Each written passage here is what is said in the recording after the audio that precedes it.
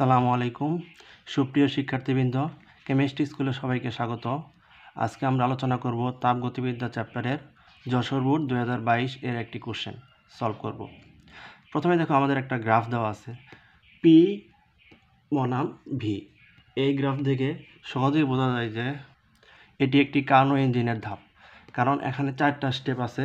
এ থেকে B, B থেকে C পর্যন্ত, আবার সি থেকে ডি পর্যন্ত, আবার ডি থেকে আবার এ পর্যন্ত, 4টা স্তর। প্রথম এটা হচ্ছে সমুষ্ণ, এ বি হচ্ছে সমুষ্ণ, ডিসি হচ্ছে সমুষ্ণ, বিসি হচ্ছে রুদ্ধতাপীয়, এডি হচ্ছে রুদ্ধতাপীয় প্রক্রিয়া। এবং আমরা জানি সমুষ্ণ প্রক্রিয়ায় অর্থাৎ এ বিতে টেম্পারেচার স্থির, সেটা হচ্ছে 500 ডিগ্রি, আর সিডিতেও টেম্পারেচার স্থির, এটা হচ্ছে লিখি নাই 300 ডিগ্রি। আর বি থেকে সি এই যে ধাপটা, এই ধাপ হচ্ছে রুদ্ধতাপীয়। এই ধাপে তাপমাত্রা দেখো 500 থেকে 300 নেমে গিয়েছে। আবার ডি থেকে এ, এটাতেও রুদ্ধতাপীয়, এ কারণে এখানে তাপমাত্রা পরিবর্তন হয়েছে, 300 থেকে আবার 500 হয়েছে। এই দুটা হচ্ছে, এটা সংকোচন, এটা সংকোচন, এটা সমুষ্ণ প্রক্রিয়ায় প্রসারণ, এটা রুদ্ধতাপীয় প্রক্রিয়ায় প্রসারণ। এটা সমুষ্ণ প্রক্রিয়ায় সংকোচন, এটা হচ্ছে সমুষ্ণ রুদ্ধতাপীয় প্রক্রিয়ায় সংকোচন। এই হলো আমাদের কার্নো ইঞ্জিন। এখন আমাদের কোশ্চেনে যে কিছু ডেটা দেওয়া আছে, এই ভেহিকেল টু, তারপর এটার মান দেওয়া আছে, আর এই দুইটা দেওয়া নাই। এখানে আমার 1 নম্বর কোশ্চেনে বলা আছে যে সি বিন্দুতে আয়তন নির্ণয় করো, মানে বি3-র আয়তন নির্ণয় করো। তাহলে এটা নির্ণয় করার জন্য আমরা কি করব? প্রথমে আমরা সূত্র জানি। দেখো, সি বিন্দুতে আয়তন নির্ণয় করার জন্য আমরা বি বিন্দু এবং সি বিন্দুর ডেটা ইউজ করতে পারি। বি বিন্দুতে আমাদের কী কী ডেটা আছে? V2 আছে, V2 সমান 6 × 10⁻³ মিটার কিউব। তারপরে V2 আছে, V3 আমাদের বের করতে হবে। তাহলে V3 = হোয়াট? হ্যাঁ, আর কি আছে? T1 আছে আর T2 আছে। T1 হচ্ছে 500 কেলভিন, T2 হচ্ছে 300 কেলভিন। T1 = 500 কেলভিন আর T2 হচ্ছে 300 কেলভিন। আমরা তাপমাত্রা এবং ভলিউমের ক্ষেত্রে রুদ্ধতাপীয় প্রক্রিয়া, কারণ বি থেকে সি পর্যন্ত এটা হচ্ছে রুদ্ধতাপীয় প্রক্রিয়া। রুদ্ধতাপীয় প্রক্রিয়ার ক্ষেত্রে আমরা এই সূত্রটা জানি। যেহেতু এখানে T1 T2 আছে, এইভাবে দেই T1 V2 Γ-1 = T2 V3 Γ-1। তাহলে এখন আমরা কি করতে পারি? এটা ভি হবে। এখন আমরা টি এক জায়গায় নিব, T/T2 = V3/V2 Γ-1।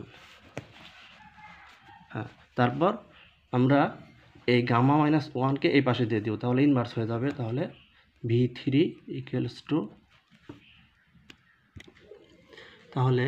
V3/V2 = T1/T2।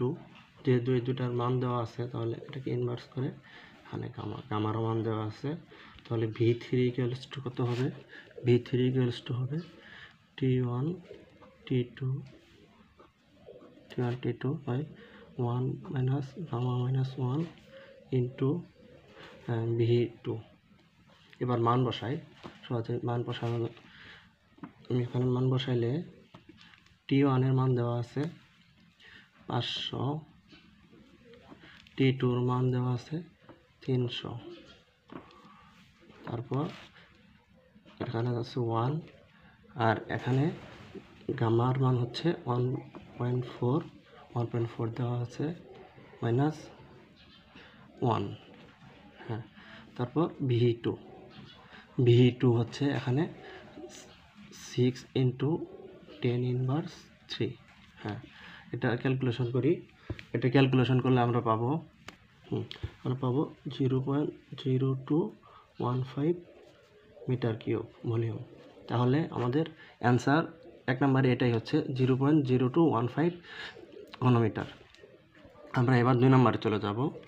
হ্যাঁ, 2 নম্বরে আমাদের বলা হয়েছে AB অর্থাৎ এ সমষ্ণ প্রক্রিয়া আর BC এই দুই পর্যায়ে কৃতকাজ সমান হবে কিনা যাচাই করতে বলছে। আচ্ছা, এটার জন্য আমাদের কী কী প্যারামিটার দেওয়া আছে এগুলো আমরা লিখে ফেলি। যেমন এই বিন্দুতে কিছু প্যারামিটার আছে, এই বিন্দুতে কিছু প্যারামিটার আছে। এই বিন্দুতে V1 ইকুয়াল টু 3 ইন্টু আমি লিখে ফেলি। তাহলে আমাদের V1 দেওয়া আছে, অথবা V2 দেওয়া আছে, আর এর মান দেওয়া আছে, গামার মান দেওয়া আছে, এন এর মান দেওয়া আছে, T1 T2 মান দেওয়া আছে। এখন আমরা AB পর্যায়ে কৃতকাজ, AB-তে কৃতকাজ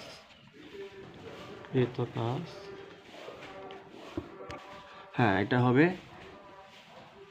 NRT1 ln V2/V1 এখন মান বসাই দিই। মান তো এখানে সব দেওয়া আছে, তাহলে আমি যদি এই পাশে লিখি, হ্যাঁ এই পাশে লিখলে n এর মান 2, তারপর r এর মান 8.314, হ্যাঁ টেম্পারেচার T1 500, তারপর ln V2 হচ্ছে 6 × 10⁻3, হ্যাঁ V1 হচ্ছে 3 × 10⁻3। তাহলে ক্যালকুলেশন করে আমরা কত পাবো? 5760। এটা আমাদের এবি পর্যায়ের সমষ্ণ প্রক্রিয়া কৃতকাজ এর ভ্যালু। এখন আমরা বিসি পর্যায়ে কৃতকাজ এর মান বের করব। এটার জন্য আমাদের সূত্র আলাদা হবে, সেটা হচ্ছে হ্যাঁ বিসি অংশে আমরা দেখতে পাবো এখানে তাপমাত্রা স্থির না, পূর্বে তাপমাত্রা ছিল 500, এখন হয়েছে 300। হ্যাঁ, এই জন্য এটার সূত্র অন্যটা হয়ে যাবে।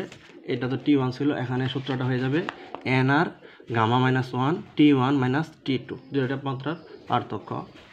এখন মানগুলো বসাই দেয়। N এর মান 2 হবে, R এর মান 8.314, তারপর গামার মান 1.4 - 1, T1 এর মান 500 মাইনাস T2 মান হচ্ছে 300।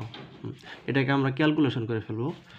একবারে ক্যালকুলেশন করতে পারলে ভালো, যদি না পারো প্রথমে এইটুকু ক্যালকুলেশন করবো, তারপরে এইটুকু, তারপরে ভাগ করে নিবা, ভাগ করার পর আর ব্রেকেটে এটুকু বিয়োগ করে নিবা, তারপরে এটা এই রাশির সাথে এই রাশি গুণ করে নিবা। আমি একবারে ক্যালকুলেশন করে নিচ্ছি। আমার মান আসতেছে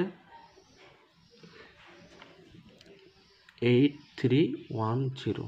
দেখো এবি অংশের কৃতকাজ W1 যদি ধরি, সেটা মান আসছে 5760, আর বিসি অংশের কৃতকাজ W2 এর মান আসছে 8310 জুল। তাহলে দুই অংশের কৃতকাজের মান কি সমান? সমান না। এজন্য W2-তে বা বিসি অংশে কৃতকাজ এবি অংশের চেয়ে বেশি। Thanks for watching this video.